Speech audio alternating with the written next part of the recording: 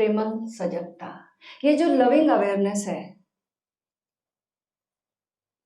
इसका starting point आत्म प्रेम है।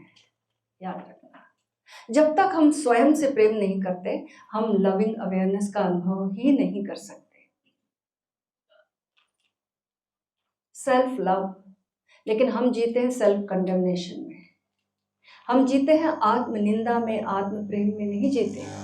और उसका कारण है, हम बच्चे थे और एक बच्चे को जब विकसित करना होता है, उसका विकास करना होता है, माता पिता उसे संस्कारित करते हैं और संस्कारित करने में, उसे मनुष्य जैसा बनाने में, समाज के योग्य बनाने में उसे कई बातों को गलत कहना पड़ता है उसकी, और वो गलत गलत सुनता रहता, तुम्हारा ये ठीक नहीं, तुम्हारा वो ठीक नहीं, तुम्हें ऐसा होना चाहिए, तुम्हें वैसा होना चाहिए। ये सुनते सुनते सुनते सुनते वो भी हिप्नोटाइज्ड हो जाता है, वो भी हिप्नोटाइज्ड हो जाता है और आत्मनिंदा से कहीं ना कहीं भर जाता है वो, कि मुझे भी काट छाट करनी है अपने में, मैं ठीक आदमी नहीं हूं। हर व्यक्ति के भीतर ये लगता है उसको कि वो ठीक नहीं है और उसे ठीक होना है। ऐसा कोई भी व्यक्ति नहीं है जिसको भीतर से ये एहसास ना हो। और ये एहसास इसलिए कि हम जब समाज में जीते हैं, तो फिर स्कूल में भी जाएंगे, वहां भी लोग बोलेंगे और वो समाज की उपयोगिता के हिसाब से हमें डेवलप करेंगे।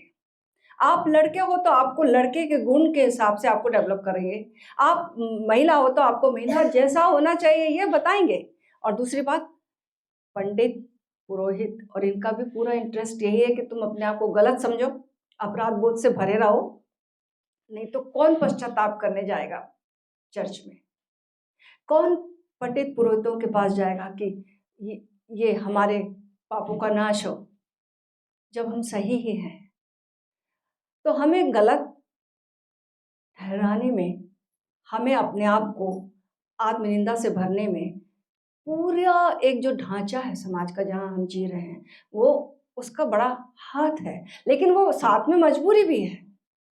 पर जब हम बड़े हो गए हैं, तब हमें समझना पड़ेगा कि हमारे माता पिता जो काट छाट करते या शिक्षक जो काट छाट करते, वो जरूरी थी उस समय के लिए, लेकिन आज वैसा भीतर रखने की बात नहीं है। अब मैं विकसित हो चुका हूं,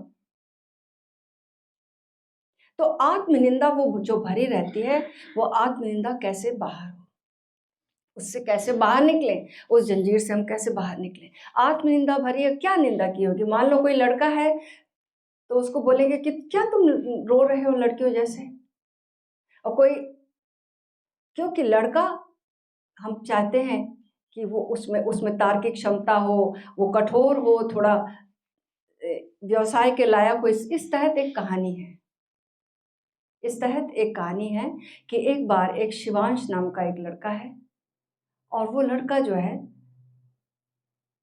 बहुत ही दिनों बाद अपने माता पिता के घर में पैदा हुआ है, और उसकी बहनें भी हैं, और वो लड़का इकलौता है बेटा।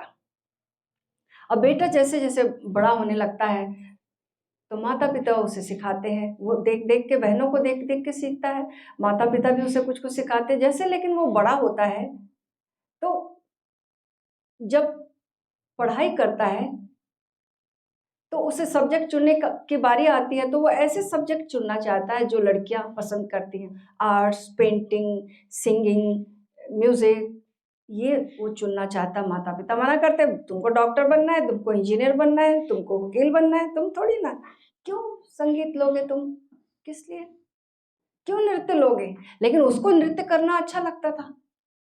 फिर वो ठीक है मान के ले लिया उसने सब्जेक्ट, इंजीनियर हो गया वो, लेकिन बात बनी नहीं, कहीं उसको अच्छी नौकरी नहीं मिली कहीं, क्योंकि वो पढ़ने से बात बनी नहीं, कई बार फेल हो के वो बड़ा हुआ उससे। तब वो जब बड़ा हो गया और हर चीज में असफल होने लगा, पिताजी ने कहा व्यवसाय करो। अच्छा चलो ठीक है, तुम व्यवसाय करो। व्यवसाय बड़ा सा खोल दिया, वो करने लगा तो वो उसमें भी असफल हो गया, बहुत ही फ्रस्ट्रेशन में चला गया ये लड़का। इसके बाद वो, लेकिन वो शिव भक्त था, और वो सोया एक दिन, याद करते हुए सोया कि मैं तो हर काम में असफल हूँ, आपकी भक्ति भी में कैसे सफलता मिलेगी? जब सारी दुनिया में से असफल हो गया हूँ, तो आपके चरणों में कहाँ से सफलता मिलेगी मुझे मिटने की? और वो सो जाता है रोते रोते, और रोते रोते जब सोता है तो रात को शिव जी प्रकट होते हैं और शिव जी एक अजीब रूप में प्रकट होते हैं उसके सामने। शिव जी आधे नारी हैं और आधे पुरुष हैं। शिव जी अर्ध नारीश्वर के रूप में प्रकट होते हैं। उनका आधा अंग स्त्री का है और आधा अंग पुरुष का है। तो वो देखकर हैरान होता है और बोलता मैं वैसे धन्य हो गया हूँ, आप शिव, भगवान शिव, लेकिन आप किस रूप में मुझे दिख रहे हैं? आधा स्त्री आधा पुरुष। बोला मेरा ही, उन्होंने बोला मेरा ये अर्धनारीश्वर का रूप मेरा ही नहीं है, तुम शिवांश हो, तुम्हारा भी है, तुम्हारे भी भीतर आधी नारी है आधा पुरुष है और दोनों को एक्सेप्ट करना है। किसी के भीतर नारी तत्व को भी उतना ही विकास देना है और पुरुष तत्व को भी इतना ही विकास देना, तभी जीवन में एक संतुलन आएगा और तभी जीवन में एक पूर्णता आएगी और तभी आप स्वयं के प्रेम से जब भरोगे, स्वयं का प्रेम दूसरों की ओर तभी बह सकता है। लोग सोचते हैं कि स्वयं को जब हम प्रेम करेंगे तो स्वार्थी हो जाएंगे। लोग इसीलिए कहते हैं कि स्वयं को प्रेम मत करो, आत्म प्रेम को निंदा से देखते हैं। नहीं, वो कुछ ऐसा कह रहे हैं कि एक पेड़ ऐसा हो जो भूमि से पोषण तो ना ले, चांद तारों से, सूरज से रोशनी से पोषण तो ना ले, पानी से, बारिश से पोषण तो ना ले, लेकिन फल फूल खूब दे, खूब बड़ा हो जाए पेड़, खूब छाया दे सबको। वो ऐसा चाहते हैं। जमीन से ना जुड़ा रहे, चांद तारों से ना अपना पोषण ले, लेकिन लोगों को खूब फल दे और खूब छाया दे। इज इट पॉसिबल कि एक पेड़ जमीन से पोषण नहीं ले रहा, आकाश से पोषण नहीं ले रहा, वायुमंडल से पोषण नहीं ले रहा और वो विकसित हो सकता है क्या? वो सूख जाएगा। और सूखा हुआ पेड़ कैसे फूल देगा, कैसे फल देगा और कैसे छांव देगा लोगों को? ठीक वैसा ही है जब हम कहते हैं आत्म प्रेम मत करो, लोगों को प्रेम करो, दया करो, सेवा करो, लोगों की परोपकार करो, दान करो, प्रेम, लोगों की सेवा करो, लोगों के लिए मददगार हो जाओ। तुम दूसरों को प्रेम करो, अपने लिए जिए तो क्या जिए, ऐसा सिखाते हैं। लेकिन ऐसा ही हाल होगा जैसे एक पेड़ विकसित नहीं हो सकता अपनी जड़ों से जुड़कर के बिना, तो फिर फूल फल भी नहीं दे सकता।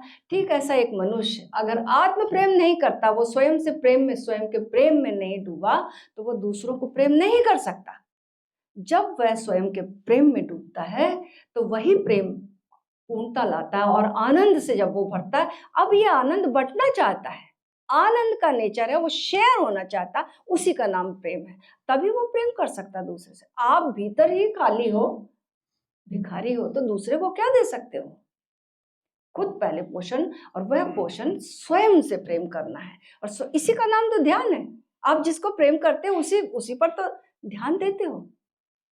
तो स्वयं को प्रेम करोगे, अपनी कंपनी अच्छी लगेगी, अपने को एक्सेप्ट किए हो, accept the way you are. आपके भीतर दोनों क्वालिटीज हैं। आपके भीतर स्त्री भी छुपी हुई है, स्त्रैण गुण भी है और पुरुष भी छुपा हुआ पुरुष गुण भी है।